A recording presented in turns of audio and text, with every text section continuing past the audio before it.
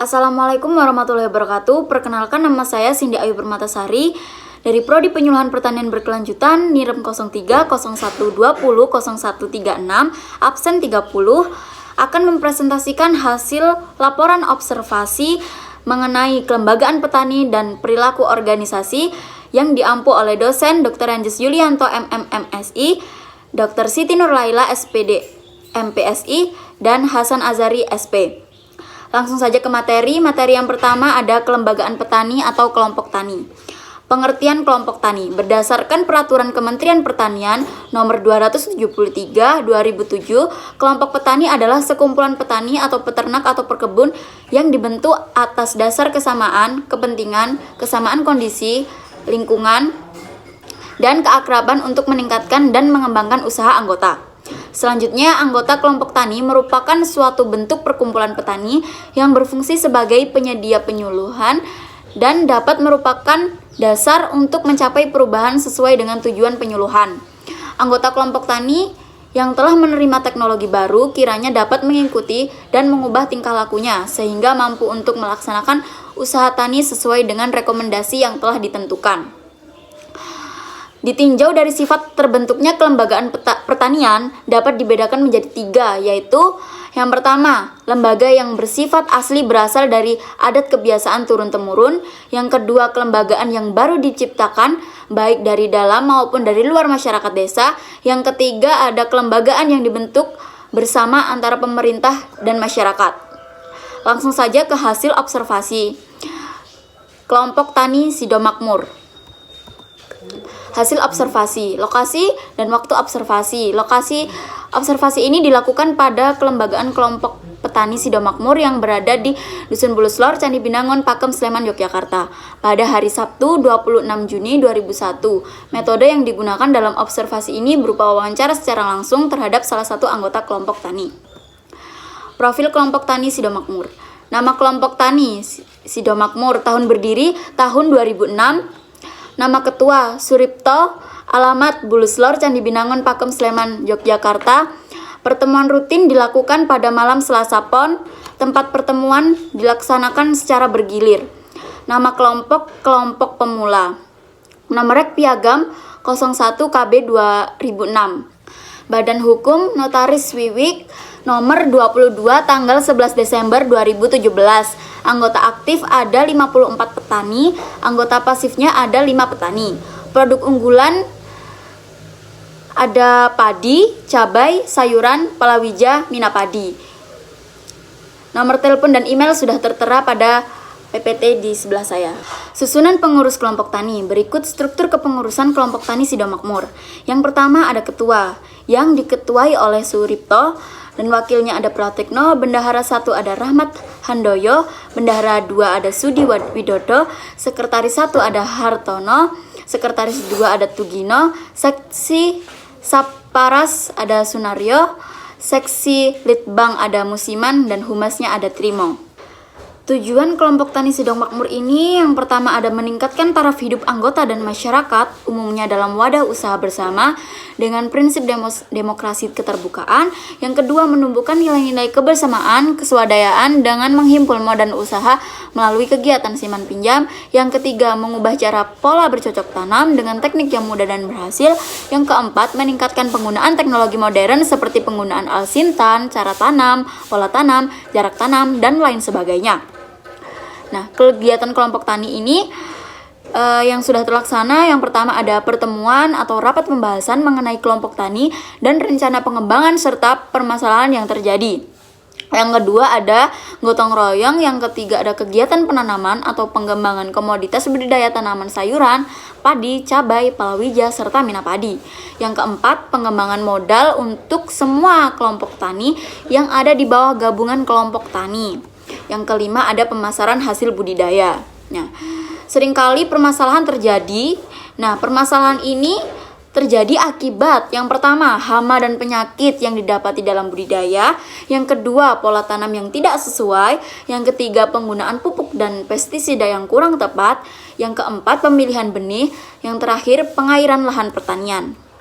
Setiap ada permasalahan, selalu ada solusi. Nah, solusinya yang pertama, kelompok Tani Sidomakmur ini mendatangkan penyuluh atau PPL ke kelompok tani Sidomakmur dalam membantu dalam penyelesaian masalah yang dihadapi. Yang kedua, pengajuan laporan hama penyakit kepada PPL. Yang terakhir, ada musyawarah untuk mencapai kesepakatan bersama dalam pemilihan varietas yang akan ditanam. Nah, itu tadi hasil laporan observasi terkait kelembagaan petani atau kelompok tani Sidomakmur. Selanjutnya, saya akan memaparkan hasil laporan observasi kelembagaan ekonomi petani atau pasar lelang cabai Sleman pada petani hortikultura Puncak Merapi. Hasil laporan sebagai berikut. Yang pertama, ada pengertian pasar lelang. Nah, kelembagaan pasar lelang secara konsepsional merupakan penyelenggara transaksi perdagangan komoditas agro sebagai upaya penemuan harga yang terbuka, transparan, dan terbaik, memberikan perlindungan nilai serta peningkatan efisiensi perdagangan. Konsep tersebut telah dijabarkan dalam ketentuan penyelenggaraan pasar lelang. Penentuan harga ditentukan sebagai konsekuensi pertemuan kekuatan supply dan demand pada titik keseimbangan harga pasar. Melalui informasi yang lengkap, baik tentang harga, mutu, kualitas, hingga biaya transaksi dianggap nol dan pasar adalah sebagai solusi yang efisien. Demikian pula, dalam hal penemuan harga, terjadi proses kesepemahaman antar penjual dan pembeli pada tingkat harga pasar yang disepakati yang memungkinkan terjadinya transaksi. Nah, laporan observasi ini saya ambil lokasinya dilakukan pada Kelembagaan Ekonomi Petani Pasar Lelang Cabai Sleman, Petani Hortikultura Puncak Merapi yang berada di Jalan Palagan Tentara Pelajar nomor kilometer RW 15 Glondong Purwobinangun Kecamatan Pakem Kabupaten Sleman Yogyakarta. Observasi ini dilakukan sebanyak 1 kali, yaitu pada hari Senin 27 Juni 2001.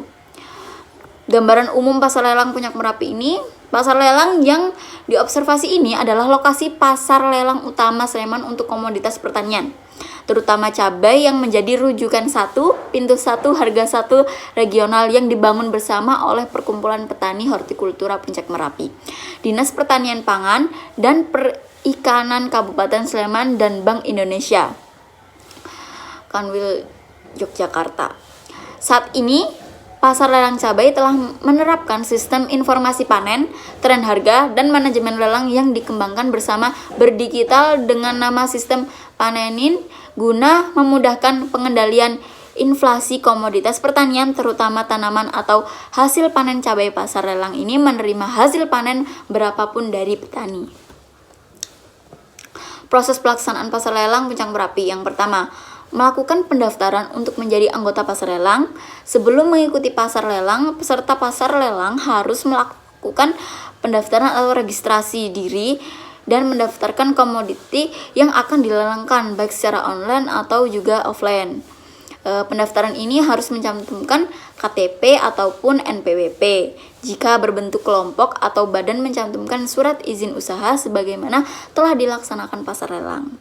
Yang kedua, melakukan penawaran atau komoditi yang diminati. Penawaran dalam pasar lelang dilaksanakan secara terbuka, dipandu oleh juru lelang dengan terlebih dahulu memperkenalkan komoditi yang akan dilelang. Yang ketiga, melakukan pembayaran atas komoditi yang telah dimenangkan. Setelah harga penawaran yang disepakati, maka penawaran harus membayar atau melunasi kewajiban atas komoditi yang telah disepakati sebelum jatuh tempo kontrak lelang. Harga yang telah disepakati bisa berganti sesuai lonjakan atau turunnya harga komoditi yang dijualkan kepada pasar lelang. Manfaat pasar lelang Puncak Merapi ini, yang pertama bagi petani ya. Pertama, ada meningkatkan kesejahteraan. Yang kedua, adanya kepastian pasar. Yang ketiga, fokus pada proses produksi. Yang keempat, harga yang kompetitif. Nah, untuk manfaat pasar lelang bagi pelaku usaha, yaitu yang pertama, efisiensi perdagangan jurnal iptek akuntansi bagi masyarakat. Yang kedua, kapasitas ketersediaan komoditas. Yang ketiga, pengaturan persediaan. Dan yang terakhir ada harga yang kompetitif. Nah, permasalahan yang sering terjadi pada pasar lelang Puncak Merapi ini, yang pertama, masalah keanggotaan. Yang kedua, tingkat partisipasi masyarakat yang kurang bersahabat. Dan yang ketiga, harga yang berubah-ubah sehingga tidak bisa memberikan kapasitas pada petani. Dan yang terakhir ada teknologi modern yang kurang.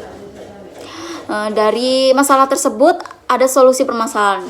Nah, solusi permasalahan yang pertama, mungkin dalam pemasaran ditentukan ranting dalam harga komoditas yang akan dijual agar petani mengetahui dan tidak ada kekecewaan setelah harga turun. Nah, yang kedua, sosialisasi dari pusat adanya teknologi modern yang dapat digunakan untuk mempermudah aktivitas yang dilakukan oleh pasar lelang. Dan yang ketiga, dengan dilaksanakan pertemuan atau musyawarah untuk mengevaluasi aktivitas atau kinerja yang terjadi pada kelembagaan ekonomi petani. Dan yang terakhir, memberikan penjelasan yang jelas dan dapat dipahami sesuai faktor usia petani. Sekian presentasi hasil observasi kelembagaan petani dan kelembagaan ekonomi petani pada mata kuliah kelembagaan petani dan perilaku organisasi. Terima kasih, mohon maaf jika ada salah-salah kata. Wassalamualaikum warahmatullahi wabarakatuh.